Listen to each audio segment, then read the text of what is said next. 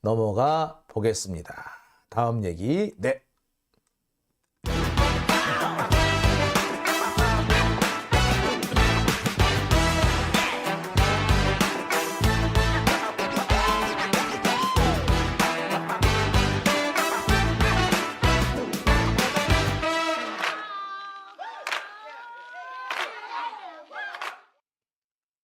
네, 오밤중의 뉴스 함께하고 계시고요. 지금 시각이 1시 12분을 넘어가고 있습니다. 아유, 벌써 시간이 많이 됐네요.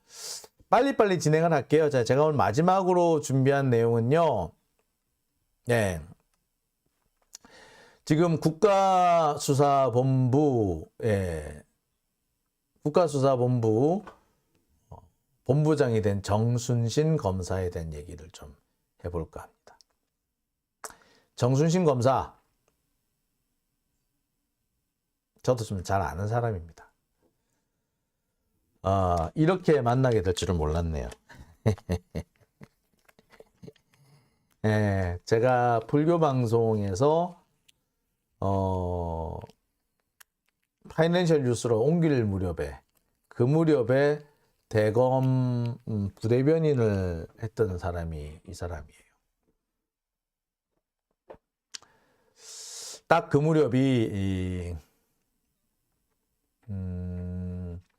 그 검난 사건, 그러니까 당시 최재경, 최동욱이 벌였던 최동욱이 한상대 총장을 몰아내기 위해서 벌였던 검난 사건, 그 검난 사건을 전후화해서 정순신 검사가 대검 부대변인을 했었습니다. 정순신 검사. 그래서 사실 저한테는 좀 기억이 많이 남아있는 사람이기도 합니다. 참 그때는 사람이 되게 선해 보였는데 요즘 보니까 아이고 내가 사람 잘못 봤구나 이런 생각이 좀 드네요. 자, 정순신이라는 사람이 어떤 사람인가? 지금 현재는 변호사신 분이죠. 재작년까지 이제 검사였죠.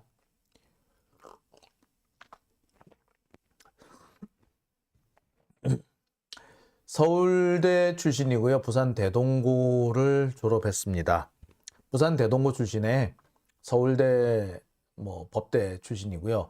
사법연수원 27기입니다. 한동훈과 사법연수원은 동기인데 학교로는 정순신 검사가 무려 5년 선배가 됩니다. 네, 한동훈이 워낙에 그 소년등과를 하다 보니까 저렇게 된 건데요. 여하튼 그래요. 원래는 정순신 검사가 그 검사로 출발한 게 아니고요. 변호사 생활을 하다가 검사로 방향을 바꿨습니다. 특수부 검사로 알려져 있는데 사실 특수부에서 근무한 기간은 그닥 길지 않아요. 주로 형사부에서 근무를 했고, 형사부에서 근무했지만 서울대 출신이기 때문에 특수부 라인이 아니겠느냐, 특수부 라인을 잘 타지 않았느냐, 그런 얘기를 합니다. 대검 부대변인으로 근무를 할 때 이때부터 특수부 라인을 좀 탄 것 같다라고 합니다. 왜? 이 무렵에 그 윤석열 검사가 대검 그 중수과장을 했었거든요. 그 2011년부터 윤석열 검사가 대검 중수부에서 원래 그 범정과장을 하다가 중수 2과장, 중수 1과장 그렇게 왔는데 이 근무 기간이 겹치는 거죠. 한참 이 무렵에 검사들하고 기자들하고 등산 가는 모임도 되게 활성화됐던 그런 때이기도 했어요. 그러니까 아마 그래 이래저래 좀 같이 좀 엮이지 않았을까라는 생각도 드는데, 여하튼 대검 부대변인 근무를 하면서 좀 본격적으로 특수부 라인을 좀 탄 걸로 보여요. 그리고 그 뒤에 대검 부대변인 근무를 끝마치고 인천지검 특수부장을 갑니다. 그 다음에 중앙지검 인권감독관을 하기도 하고, 그 다음에 창원지검 차장을 가기도 합니다. 그리고 마지막으로는 법무연수원 용인분원 분원장으로 있다가 결국 퇴직을 하죠. 그게 뭐 경력이 화려하진 않는데 그래도 꽤 요직을 뭐 이래저래 잘 거쳐갔다라고 보시면 됩니다. 뭐 그렇다고 해서 특수부 라인에 뭐 정통 특수부 라인이다 그렇게 보기에는 조금 어려운 부분이 있어요. 하지만 뭐 그런대로 요직을 거쳤고 또 윤석열하고도 적잖은 그런 친분 관계가 존재합니다. 일단 학교 같은 학교고 뭐 27기, 24기 뭐 이 정도 23기 정도면 사실 뭐 가깝지. 그리고 대검에서 같이 근무를 하면서 상당히 좀 친분 관계가 많이 형성됐을 수도 있어요. 자, 그런데 문제는 이 정순신 검사가 과거에 했던 수사가 사실 좀 문제가 돼요. 오늘 아들 문제가 터지긴 했는데 정순신 검사의 진짜 문제는 전 사실 과거 수사와 관련된 부분이라고 생각됩니다. 바로 이 부분이에요. 정순신 검사가 인천지검 특수부장을 할 때인데 그 무렵에 인천경제자유구역청장을 기소를 한 일이 있습니다. 대대적으로 압수수색을 하고 뭐 쌩 난리를 쳤었어요. 당시 그때 이 인천경제자유구역청장 같은 경우에 자신의 결백을 강조하면서 자해를 하기도 하고 막 그래요.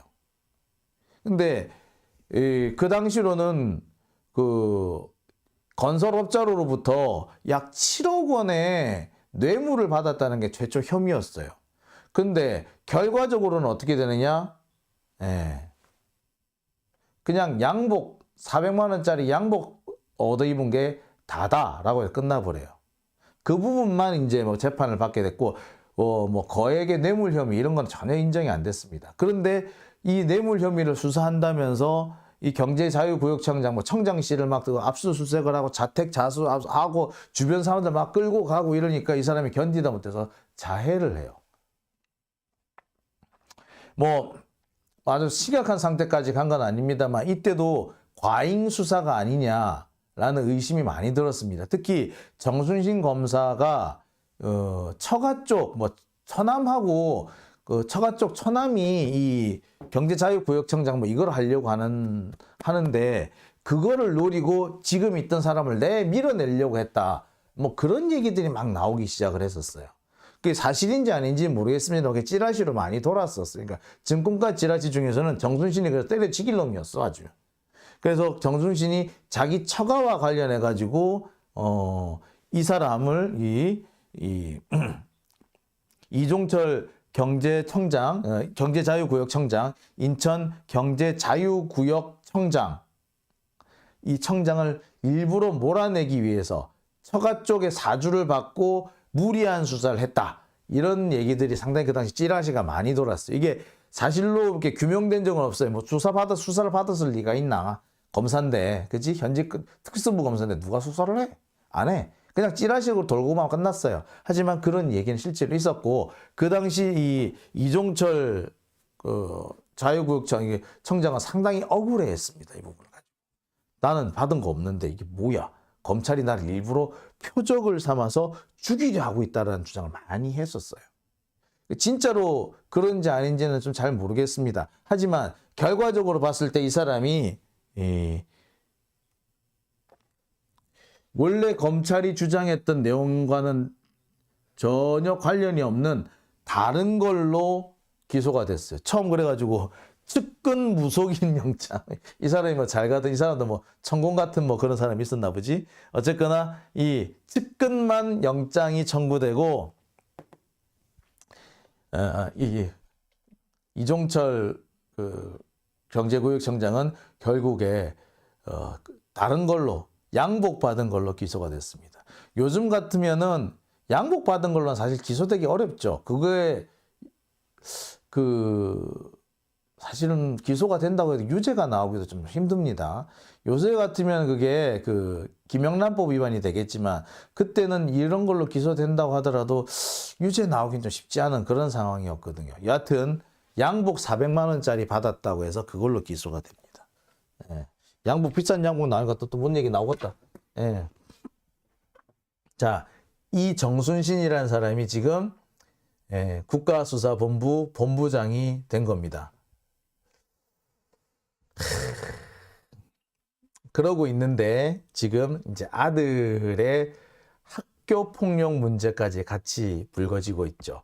이 아들의 학교 폭력 문제도 사실은 그 당시 2017년 당시에 이미 뭐 알려질 만큼은 알려져 있었어요. 뭐 아는 사람 다 아는 내용이었고 일부 취재가 되기도 했던 걸로 압니다. 일부 취재가 된 걸로 아는데 그래도 그냥 그때는 뭐 그 선에서 덮는 걸로 돼 있었는데 지금 같은 경우는 그게 이제 그 당시로는 여러 가지 뭐 사정을 보아가면서 이게 사실 학교 폭력 문제가 당사자가 아니면 사실 그 전말을 알기가 어렵거든요. 그리고 그때까지만 해도요. 자식 문제까지 그렇게 우리가 파헤치지는 말자. 왜? 자식은 내 마음대로 안 되는 거잖아요. 근데 자식이 잘못을 했다고 해가지고 그걸 부모의 흠으로 가져가는 거, 그건 아니지. 뭐 그렇게 사람들이 볼 수는 있지만 굳이 언론이 그런 식으로 할 필요가 있겠냐? 막 그런 합의가 좀 있었던 것 같아요. 그래가지고 그때 정순신 검사 부분을 이렇게 뭐 다들 그냥 알고서도 넘어가고 그냥 뭐 그랬던 건데 결국 이게 이번에 문제가 되는 거죠. 근데 이렇게 상황이 된 거는 결과적으로 보면은 한동훈 때문이죠. 한동훈이 조국 장관에 대해서 그렇게 멸문지화를 시켜버렸기 때문에 똑같이 당하는 거지 뭐. 그게 아니었으면 이 정순신도 이렇게까지 그 아들 문제가 이렇게 공개되고 그러지는 않았을 거예요. 이거는 거의 100% 한동훈의 잘못입니다. 여하튼 지금 정순신 검사 건에 대해서는 문제 삼을 수 있는 부분은 다 거의 다 삼을 수 있지 않을까라는 생각이 드네요. 근데 이런 문제가 나와도요. 윤석열은 그냥 임명 강행할 거예요. 지금까지 문제가 생겼다고 문제가 있다고 해서 낙마를 시켰다면 윤석열 정권의 장관 남아나는 사람 없고요. 이상민 장관도 벌시감치 날아갔을 거예요. 웬만해 가지고는 그 교체 안 합니다. 그냥 자기가 찍은 사람에서 밀고 나가요. 뭐 내가 임명권자인데 누가 시비를 걸어? 라는 게 윤석열의 사고 방식이거든요. 그 방식대로 할 거예요, 지금.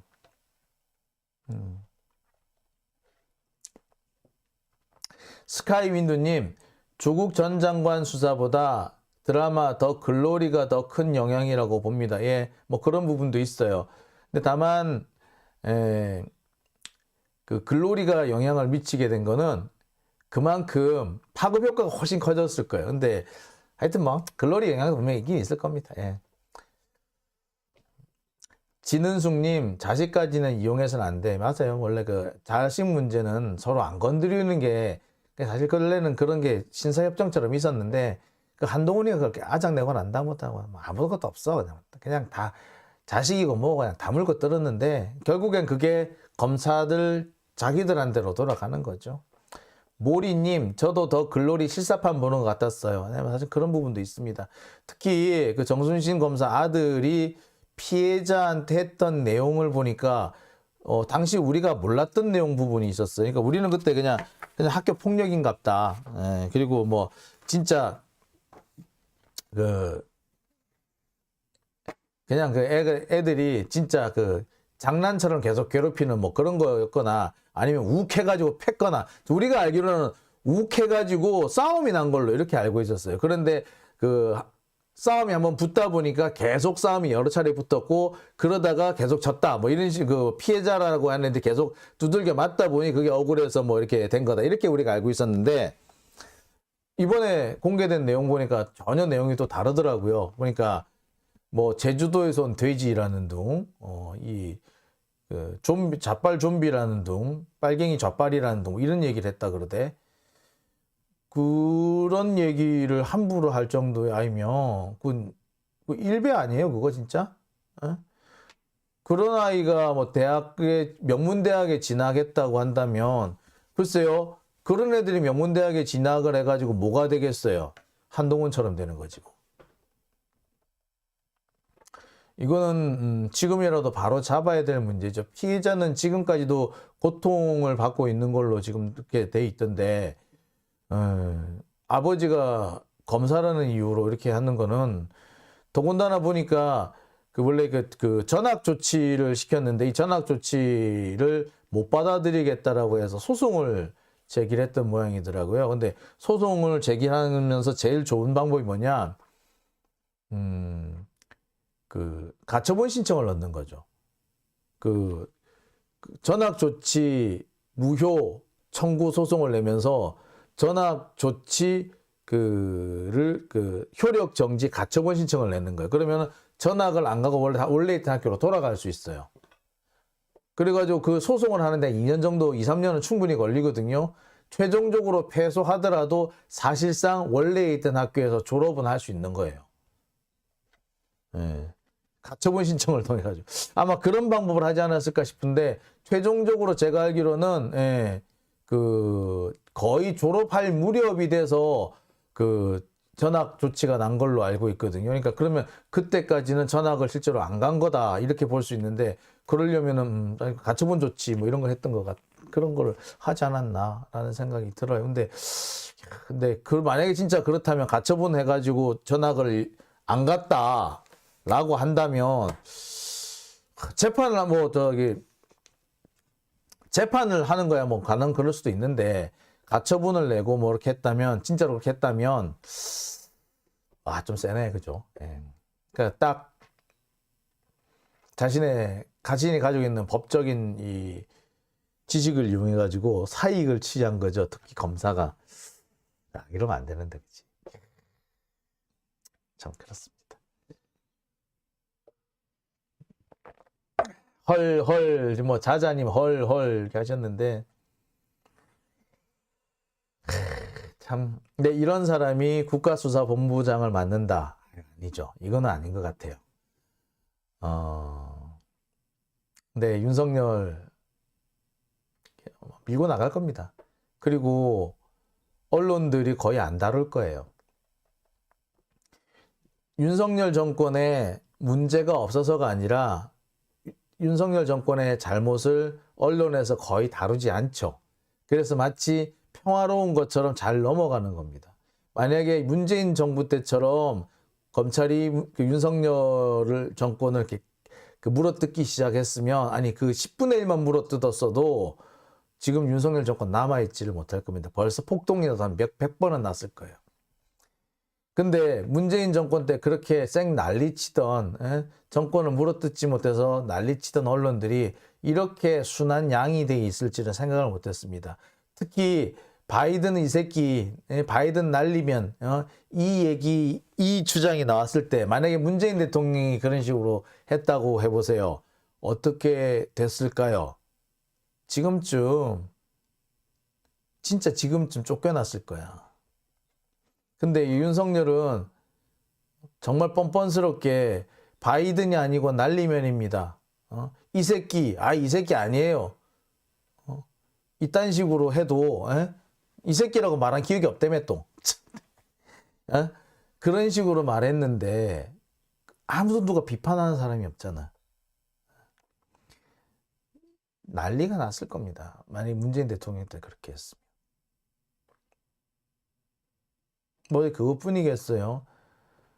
에이펙 정상회담 가가지고 그렇게 바보짓 하고 온 거 하며 문재인 대통령에서는 벌써 지금 진짜 그러니까 언론들이 지금 잘못하고 있는 거예요. 그렇기 때문에 이 정순신 검사 건도 언론에 거의 보도 안 될 겁니다. 그리고 위야무야 돼서 끝날 거예요. 그리고 그렇게 될 때까지 정순신은 입 싹 다물고 있을 거예요. 원래 그러지 않습니까? 한동훈도 똑같잖아요. 한동훈 그렇게 조국 장관 딸은 그렇게 두들겨 패더니 막상 지딸 얘기가 나오니까 입 싹 닫잖아. 그리고 오히려 그와 관련해서 문제 제기를 하는 언론들을 향해서 소송을 제기하죠. 그래 제가 소송 걸린 거잖아요. 예.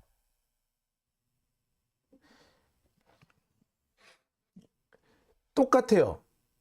그 바이든 이 새끼 파문이 났을 때도 윤석열 어떻게 했습니까? MBC 고소해버렸잖아. 그리고 아니라고 배째잖아. 똑같아요. 한동훈, 장용진 고소해버리잖아. 그 다음에 그 한동훈 딸 그 미래소녀 파문 났을 때 그때도 어째요? 입 싹 닦아버리잖아. 그리고 시간 지나가면서 그냥 조용히 없어져 버리죠. 그런 식으로 해온 거예요. 예.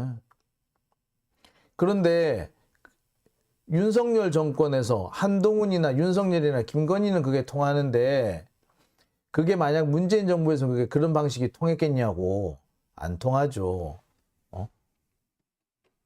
그런 식으로 적당히 덮고 넘어가려고 했으면 그 덮고 넘어가려고 한다고 침묵하고 있다고 그걸로 또 시비를 걸고 물고 뜯어졌을 거예요. 그게 지금 언론의 속성이고 그게 적폐들의 속성인 거예요. 즉 대한민국 언론은요. 언론이 아니라 적폐의 나팔수인 겁니다. 적폐의 나팔수가 아닌 척 하려고 무척 노력을 해 있을 뿐이지 그냥 적폐의 나팔수이다 라고 보시면 되는 겁니다. 그래서 그렇다고 볼 때 정순신 이 건도 뭐 아들 건 뭐 이렇게 자기 뭐 그 옛날에 무리한 수사건 막 이렇게 나오긴 하는데 그러다 말 거예요. 입 다물고 있을 거예요. 그러고 저같이 잔챙이한테 딱 대고 고소할 거예요. 입 틀어막는 거지. 두고 봅시다. 천공건도 보세요. 미디어 토마토, 아니, 뉴스 토마토 그대로 지금 고소당했잖아. 그러고 지금 나중에 끼워 맞추고 있죠. 천공 간 적이 없다고. 근데 막상 그래 조선일보에서는 천공이 그 간 적 없다. 천공 관계자가 그렇게 밝혔다라고 떠들었는데 막상 천공 측은 우리는 그런 말 한 적 없다. 우리는 안 갔다는 얘기 말한 적 없다. 라는 식으로 또 달리 얘기하고 있죠. 그럼 뭐냐면 조선일보 같은 애들이 뭐다? 그냥 대놓고 거짓말을 하는 거예요. 윤석열 정권을 보호해주기 위해서 대놓고 거짓말하는 거예요. 그러니 뭐 그런 놈들이니 정순신이 뭐 어찌 하든가. 에휴, 참 그렇지 않습니까? 영영님 윤석열 탄핵 요건 세기도 힘들어요. 그렇습니다. 워낙 많아요. 이거 진짜 아우 씨. 자자님 보수는 범죄 소굴인가요? 앵두님 오래간만에 오셨네요. 인성은 부모로부터 물려받았겠지.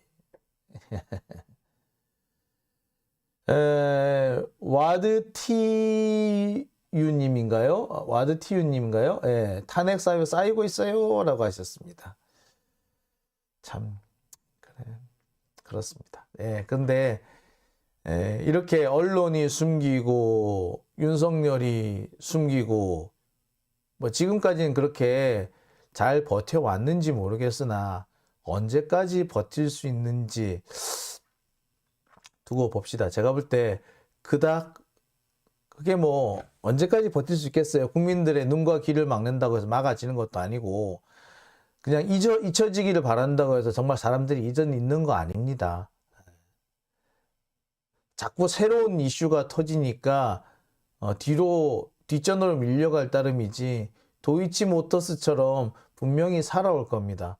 한동훈 미래소녀 얘기 계속 나올 거고요. 정순신 아들 얘기, 과거 인천경제자유구역청 얘기 계속 반복이 될 겁니다. 대장동 계속 나올 수밖에 없죠. 자, 장영진 TV 오늘은 여기까지만 하겠습니다. 제보 주실 분 계시죠? 제보는요 1위로 주시면 되고요. 후원해 주신 분은